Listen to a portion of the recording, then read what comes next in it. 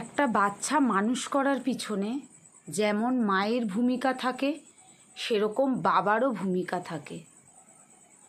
বাবা বাইরে থেকে ইনকাম করে নিয়ে আসে বলে বাবা কখনোই ভাবতে পারে না যে আমি বাচ্চাকে পড়তে বসাবো না, আমি বাচ্চা ঘেমে গেলে তার গাটা মোছাবো না, আমি বাচ্চাকে ঘুম পাড়াবো না, আমি বাচ্চাকে খাওয়াবো না।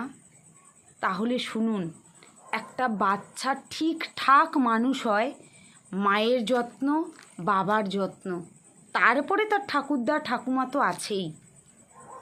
কিন্তু শুধু যদি বাবা ভাবে মাই সব করবে, সেই বাচ্চাটা কিন্তু কখনো মানুষের মতন মানুষ হতে পারে না।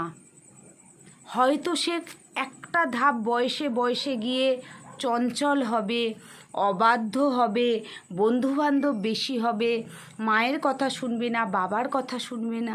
কিন্তু আমি বলছি, একটা সময় গিয়ে আপনাকে রিটার্ন কিছু সে সন্তান দেবেই, যদি নিষ্ঠাভাবে মা বাবা দুজনেই সন্তানকে মানুষ করতে পারেন। সে আপনাকে রিটার্ন অবশ্যই দেবে, দিতে বাধ্য। আপনি করে দেখুন, আমার কথা তবেই আপনি বিশ্বাস করবেন।